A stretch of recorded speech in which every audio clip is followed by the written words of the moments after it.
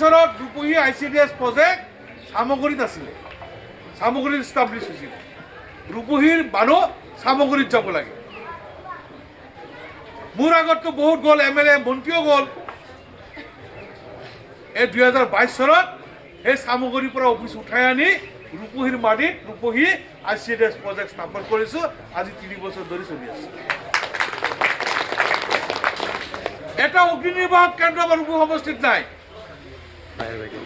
মই যোৱা বছৰ এই জুৰিয়াত অগ্নিনিৰ্বাপক কেন্দ্ৰ আস্থান আমি ইয়াত স্থাপন কৰিছোঁ। এতিয়া আল্লাহ নকৰক কাৰো ঘৰত জুই লাগক, লাগাৰ লগে লগে যদি ক'ৰবাত জুই লাগে লগে লগে গাড়ীখন গৈ লৈ জুই তুলিব পাৰিব। এই আমাৰ ৰূপহী কলেজ আৰু হেৰি কলেজ জুৰিয়া কলেজ, এই কলেজত বহুত পইচা দিয়া হৈছে। ৰূপহী কলেজ ইতিমধ্যে দুটা ছায়েন্স লেবৰেটৰী বনাইছে।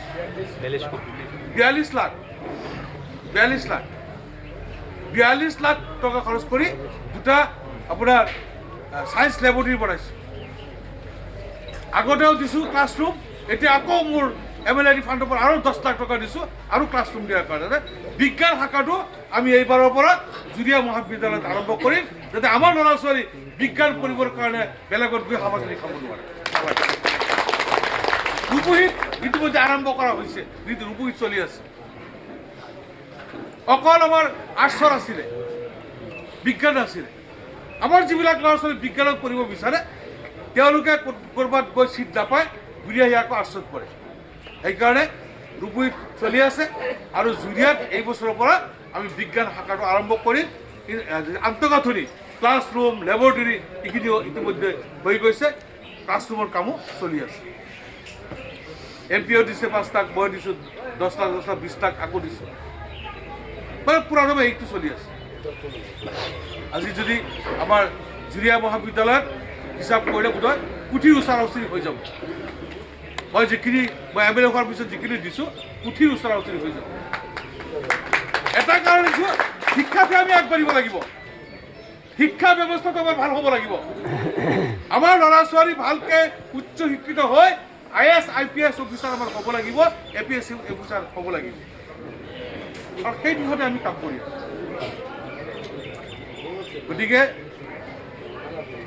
মোৰ যিটো এতিয়া নিৰ্বাচন আহি আছে, বিভিন্ন ধৰণৰ কথা ওলায়। কিছুমানে লিষ্ট লৈ ঘূৰিছে, এই MLA ফাণ্ড অমুকৰ মুচিলৰ পইচা মাৰি দিছে, অমুক মাদ্ৰাছাৰ পইচা মাৰি দিছে। তত্ত্ব সহকাৰে কওক। সেইসকলক মই আগতেও প্ৰত্যাহ্বান জনাইছিলোঁ, তত্ত্ব সহকাৰে কওক যে অমুকে পইচা মাৰি খাইছে, মই দেখাই দিম। আইন যদি আছে মই দেখাই দিম। MLA ফাণ্ডত MP ফাণ্ডত পইচা কোনো সৰলুকি কৰাৰ কোনো ধৰণৰ চান্স নাই। কিয় নাই জানে? আমাৰ বন্ধ কংগ্ৰেছৰ পৰা আঁচনিবিলাক লোৱা হয়। আঁচনি আমি দিয়াৰ পিছত এই মাটি কাৰ নামত আছে, যিটো আঁচনি দিয়া হ'ল সেইটো আঁচনিৰ নামত সেই অনুষ্ঠানৰ নামত মাটিটোৰ নামজাৰি আছেনে নাই, নামজাৰিৰ কাগজটো দিব লাগিব। লেণ্ড হোল্ডিং চাৰ্টিফিকেট চাৰ্কুল অফিচাৰে দিব লাগিব। চাৰ্কুল অফিচাৰে মণ্ডল পঠাই ইনকুৱাৰী কৰি তাৰপিছতে ৰিপৰ্টটো দিয়ে। কমিটি এটা প্ৰচিডিং দিব লাগিব, কমিটি এটা এফিডেভিট দিব লাগিব, কমিটি NOC দিব লাগিব। তাৰপিছত চেংচন হ'ব। চেংচন হোৱাৰ পিছত ফাণ্ড ৰিলিজ হ'ব। চেংচন হোৱাৰ পিছত ফাণ্ড ৰিলিজ হওঁতে 15 দিন 1 মাহ লাগি যায়। কিছুমান আছে ফাণ্ড ৰিলিজ হ'ল, পাছবুকত পইচাটো ড্ৰ কৰিব হ'লে কি হ'ব লাগিব? কাম হ'ব লাগিব, ফটো মাৰি দিব লাগিব। কাৰণ এইটো টেকনিকেল মেম্বাৰ থাকে ইঞ্জিনিয়াৰজন আৰু মেম্বাৰ ছেক্ৰেটাৰী থাকে BDO। টেকনিকেল মেম্বাৰে জিঅ'টেক ফটো মাৰি সেই আঁচনিত যিখিনি কাম কৰিছে সেই কামৰ জাগাত থিয় হৈ তেওঁ ফটো মাৰি আপোনাৰ বিল বনাই BDOক দিব লাগিব। তাৰপিছতহে BDO সেইটো ফাণ্ড ৰিলিজ কৰিব। এতিয়া আমি এটা প্ৰেচিডেণ্টহে দিওঁ আমাৰ মাজৰ পৰা। বাকী কাম নোহোৱাকৈ যদি BDO আৰু ইঞ্জিনিয়াৰ পইচাটো দি দিয়ে, তেওঁলোকৰ চাকৰিৰ ভয় আছেনে নাই তেওঁলোকৰ মনত? তেওঁলোকে এই ভুলটো কৰিব নেকি? তেওঁলোকে এই ভুলটো কৰিব নেকি যে কাম নোহোৱাকৈ পইচাটো দি দিব? কোনে ফচিব? ফচিব ইঞ্জিনিয়াৰ আৰু BDO। গতিকে এটা মিছা অপবাদ, কিছুমানে মিছা অপবাদ কাগজ লৈ ঘূৰি ঘূৰি মানুহ কৈ আছে। আৰু লিষ্টটোতো হয়, আমি দিছোঁ, লিষ্টৰ দামটো আছে।